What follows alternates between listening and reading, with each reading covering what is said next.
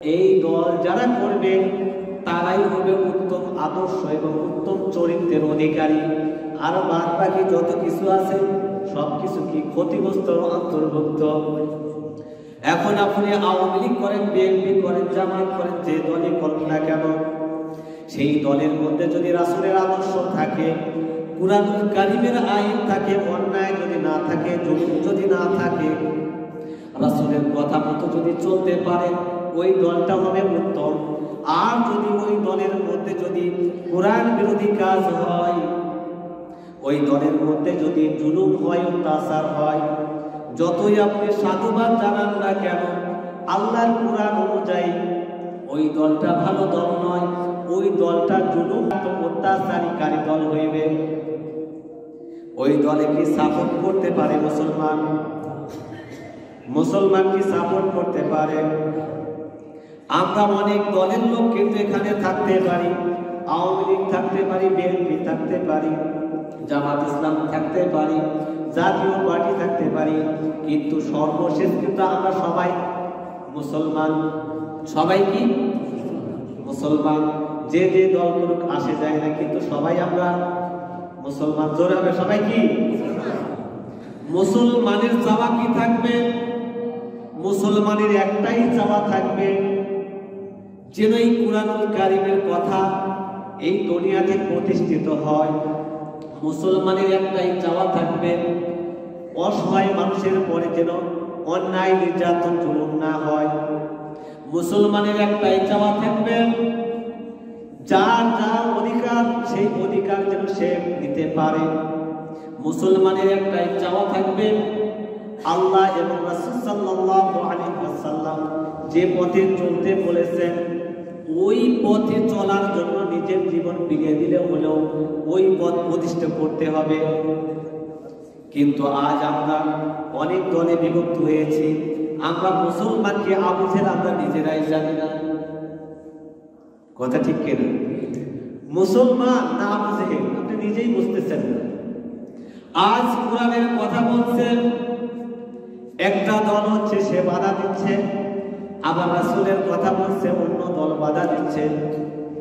আপনার মধ্যে মুসলমানের রক্ত না আবু জেহেলের রক্ত? কোরআনের কথা যে বাধা দেয়, সে আসলে তার মধ্যে মুসলমানের রক্ত থাকতে পারে না।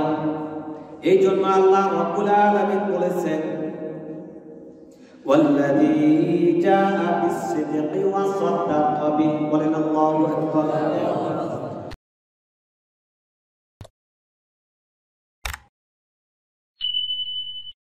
কোরআনকে স্বীকার করলেন এবং সত্যই হিসাবে মেনে নিলেন। আমরা সবাই তো মুসলমান। সবাই কি মুসলমান এখানে? না কারো মনের মধ্যে সন্দেহ আছে যে আমরা মুসলমান না? সন্দেহ নেই কারো মনে? তাহলে যারা কোরআনকে সত্যই হিসাবে মেনে নিল, মেনে নেওয়ার পরে তারা কাজ করলো, যদি না মানেন তাহলে তো কাজ করার প্রশ্নই আসে না। তাহলে আপনি কোরআনকে মানলেন, সত্য মনে করলেন, তারপরে আপনি কি হইলেন? মুসলমান হইলেন, মুত্তাকি হইলেন। কারণ আল্লাহ বলছেন যারা কোরআনকে মেনে নিল, সত্য বিশ্বাস করলো যে এটা কোরআন, এটাই সত্য, উলাইকা হুমুল মুত্তাকুন, আল্লাহ বলছেন তারাই মুত্তাকি, তারাই বিশ্বাসী, তারাই আমি আল্লাহকে ভালোবাসে, তারাই আমি আল্লাহকে বিশ্বাস করে, তারাই মুসলমান। যদি আপনি মেনে নেন, মেনে নেওয়ার পর কোরআনের একটা আয়াত যদি আপনার বিপরীতে চলে যায়, আপনি তখন বলেন না না না এখন মানা যাবে না, দেশের পরিস্থিতি দেখো। আপনার ঈমানটা কোথায় গেল এটা কি ভাবলেন না? যারা হাজিরিন, আমাদের লক্ষ্য রাখতে হবে, এই কোরআনের আইন বাস্তবায়ন করতে হবে। আপনার সমাজে করতে হবে, আপনার ব্যক্তিগত জীবনে করতে হবে, আপনার পারিবারিক জীবনে করতে হবে, আপনার অর্থনৈতিক জীবনে করতে হবে, রাষ্ট্রীয় জীবনে করতে হবে। এবং যারা রাষ্ট্রীয়ভাবে কোরআনকে প্রতিষ্ঠিত করতে চায় তাদের দলে যোগ দিতে হবে। এটা কার কথা? আল্লাহর কথা। আল্লাহ বলছেন কুনতুম খায়রা উম্মাতিন উখরিজাত লিন-নাস, যে মানুষ ওই দলভুক্ত হয় যে দলটা উত্তম কাজে নিয়োজিত থাকে এবং কুরআনুল কারীমের কথা অনুযায়ী চলে, তা'মুরুনা বিল মা'রুফ, তারা সত্য কাজে সহযোগিতা করবে এবং সত্য কাজের উপদেশ দিবে, অসত্য কাজের উপদেশ দেবে না। আজ আমি জিতেছি, আমি ক্ষমতাশীল, আমি সঙ্গে সঙ্গে বললাম ভাই আমার তো ক্ষমতা আছে,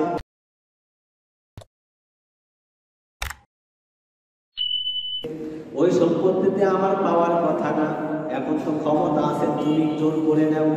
এটা হচ্ছে কিনা? যদি জোর জবরদস্তি এবং অন্যায় ভাবে কারো কিছু করা হয়, ওটা আবু জেহেলের দল ছাড়া রাসূল এবং আল্লাহর দল হতে কে কে এই কথায় বিশ্বাসে হাত উত্তোলন করুন।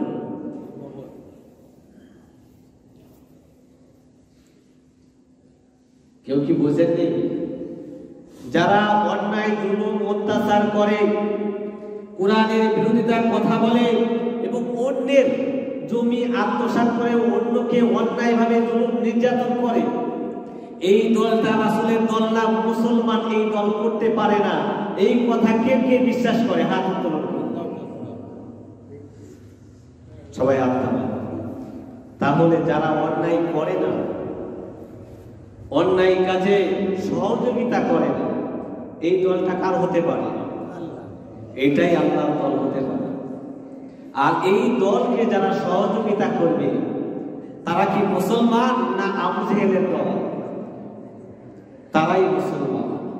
পিয়ারা হাজিরিন, আমি রাজনৈতিক বক্তব্য দিতে আসি না, আমি একটা কথা বলতে চাচ্ছি, একটাই মেসেজ দিতে চাচ্ছি আপনাদেরকে, যে কোরআনের কথা যেখানে আছে সেখানে আপনি মুসলমান, যদি আপনার অন্তরে আপনার ভিতরে যদি মুসলমানের রক্ত থাকে সেখানে আপনাকে ঝাঁপিয়ে পড়তে হবে। ইসলামের যারা বিরোধিতা করতে চায়, ইসলামকে যারা কটাক্ষ করতে চায়, তাদেরকে যা যা আছে তাই নিয়ে আপনারা সবাই প্রস্তুত থাকতে হবে। সবাই বলেন লিল্লাহি তাকবীর।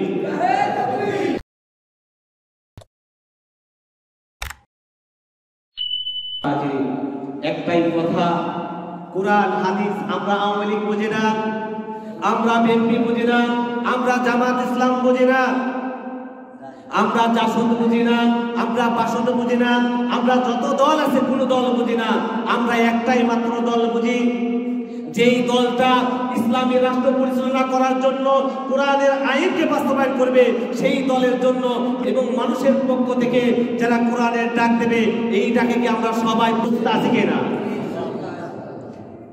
এই জন্য কোরআনের যদি ডাক আসে, এই ইসলামের পথের ডাক আসে, আমরা সবাই যেন নিজের জীবনের মায়া না করে সেই পথের দিকে যেন ধাবিত হতে পারি। আজ এখন বাংলাদেশের কি অবস্থা? অনেক করুণ দৃশ্য। আজ সাধারণ একটা স্কোর নিয়ে সামান্য একটু ঝামেলার কারণে দুই দেশের মধ্যে কিন্তু অনেক বিভেদ চলছে।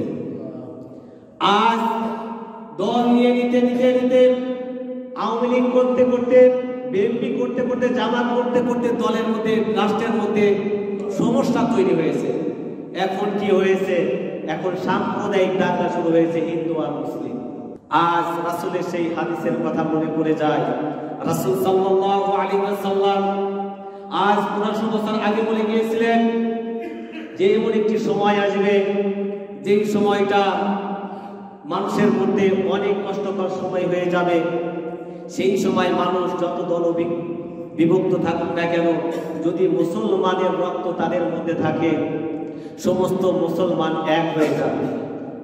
আজ কিন্তু আমরা আওয়ামী লীগ বিএনপি বলে পৃথক হওয়ার মতন আর সময় নেই।